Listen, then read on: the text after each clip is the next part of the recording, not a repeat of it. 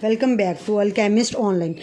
Previous lecture में हमने पढ़ा था डीकम्पोजिशन और कम्बिनेशन के बारे में। इसको मैं रिव्यू कर दूं कि कम्बिनेशन क्या है। दो रिएक्टेंट्स मिलते हैं, प्रोडक्ट बनाते हैं, ये कम्बिनेशन कहलाता है।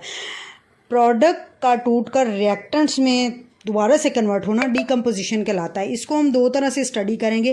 पहले हमने हमारा जो सिस्टम इसको ओपन लिया है, ये फ्लास्क है आपके सामने, इसके ऊपर आपने कोई ढक्कन नहीं लगाया, ये ओपन है। इसमें आपने कैल्शियम कार्बोनेट, जिसको हम चूना बोलते हैं, चूने का पत्थर, इसको हमने हीट किया है। तो क्या होता है, कार्बन डाइऑक्साइड कैल्शियम ऑक्साइड बनेंगे और कार्बन डाइऑक्साइड इसमें से निकल जाएगी, रिमूव हो जाएगी। तो ये हमारा रिएक्शन बन जाएगा इरिवर्सिबल रिएक्शन जो कंप्लीट हो चुका है।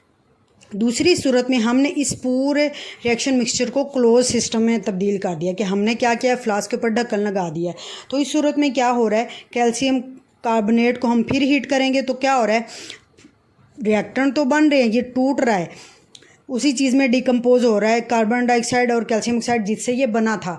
लेकिन अब चूँकि ये हमारा सिस्टम क्लोज्ड है, बंद है, तो ये कार्बन डाइऑक्साइड इसमें से निकल नहीं पाएगी। तो थोड़ी देर बाद क्या होगा कि इन दोनों का फिर से रिएक्शन होगा, कार्बन डाइऑक्साइड और कैल्शियम ऑक्साइड का, और ये वापस से कन्वर्ट हो जाएंगे कैल्शियम कार्बोनेट में। मीन्स कि ये रिएक्शन क्या हमारा कहलाएगा, रिवर्सिबल रिएक्शन। कैल्शियम कार्बोनेट टूटती है, कैल्शियम ऑक्साइड और कार्बन डाइऑक्साइड बनाती है, और फिर ये वापस में आता है, कम्बिनेशन होता है, दोनों फिर मिलकर कम्बिनेशन करके कैल्शियम कार्बोनेट में कन्वर्ट हो जाते हैं। तो यहाँ से एक बात हमने सीखी कि जो रिवर्सिबल रिएक्शन है ना, इनके लिए ये ज़रूरी है कि इनको हम क्लोज्ड सिस्टम में करें। अगर हम ओपन सिस्टम लेंगे उसमें हम रिवर्सिबल रिएक्शन को स्टडी नहीं कर सकते। अब आगे चलते हैं केमिकल इक्विलिब्रियम की तरफ। शुरू में क्या होता है कि रिएक्टेंट्स मिलते हैं, रिएक्शन आगे की तरफ जा रहा है, रिएक्टेंट प्रोडक्ट बना रहे हैं, और फिर थोड़ी देर बाद जब प्रोडक्ट ज़्यादा बन जाता है ये वाला, तो फिर ये प्रोडक्ट वापस रिएक्टेंट में कन्वर्ट होने लग जाता है। मतलब कि शुरू में फॉरवर्ड रिएक्शन भी हो रहा है, रिवर्स भी हो रहा है। लेकिन एक सिचुएशन वो आती है रिएक्शन में कुछ टाइम के बाद कि फॉरवर्ड रिएक्शन जिस रेट से रिएक्टेंट प्रोडक्ट में कन्वर्ट हो रहे होते हैं ना, उसी रेट से प्रोडक्ट टूटकर रिएक्टेंट में कन्वर्ट होता है। वो पॉइंट हमारा केमिकल इक्विलिब्रियम कहलाता है। केमिकल इक्विलिब्रियम को जब हम सोचते हैं तो हमारे ज़हन में आता है कि बैलेंस्ड सिचुएशन। बैलेंस सिचुएशन मतलब जिसमें forward reaction and reverse reaction दोनों एक दूसरे के इक्वल आ जाते हैं, तो हम उसको दोनों का रेट इक्वल हो जाता है, तो हम कहते हैं कि अब रिएक्शन मिक्सचर ने केमिकल इक्विलिब्रियम अचीव कर लिया है। ये टू टाइप्स का, स्टैटिक केमिकल इक्विलिब्रियम, डायनामिक। सबसे पहले स्टैटिक देखते हैं। स्टैटिक क्या है, रिएक्शन सीजेस टू प्रोसीड। जैसे कि रिवर्सिबल रिएक्शन में होता है कि जी क्या है, रिएक्टेंट मिले, प्रोडक्ट बना दिया, दैट्स इट, रिएक्शन ख़त्म। इसी तरह अगर फिजिकल फिनोमेना में देखें, हमारी नेचर में हम देखते हैं कि चीज़ें जैसे बिल्डिंग्स वगैरह हैं वो अपनी जगह पर खड़ी रहती हैं, और भी कोई चीज़ है वो अपनी जगह पर पड़ी रहती है जब तक कि उस पर लगने वाली तमाम फोर्सेस इक्वल होती हैं। तो उस वजह से वो बैलेंस रहती है, वो इक्विलिब्रियम में रहती है। ये phenomena physical phenomena of static equilibrium है। इस तरह डायनामिक की तरफ आए, डायनामिक डील करता है रिएक्शंस को। एक्चुअल में डायनामिक रिवर्सिबल रिएक्शन को डील करता है। इसमें rate of forward reaction equal होता है रेट ऑफ रिवर्स रिएक्शन के।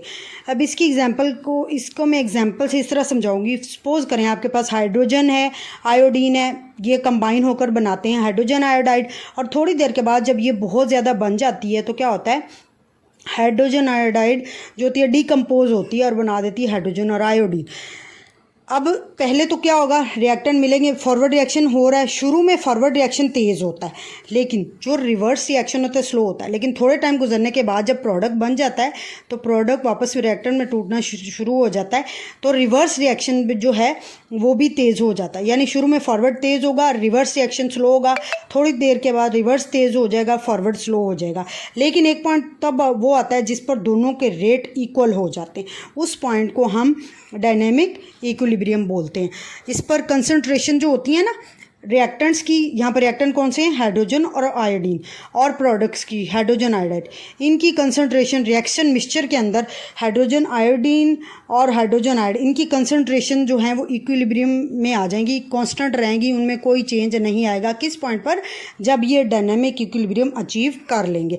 इसको अगर ग्राफ की सूरत में दिखाया ना, तो ये इधर मैंने एक्स एक्सिस पे टाइम लिया है, वाई पे रिएक्शन रेट लिया। आपको हमें पता है ये 0 से स्टार्ट होता है 1 तक जाता है, इसी तरह ये भी ऐसे 0 से आगे तक जाता है।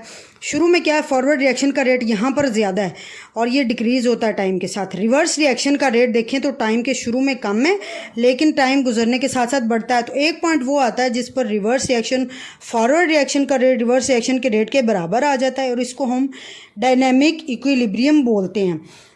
ये इसको हमने ग्राफ से भी मॉडिफाई कर दिया। बस आज का लेक्चर यहीं तक था।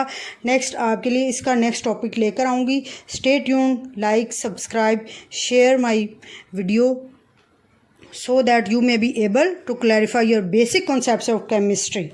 Thank you.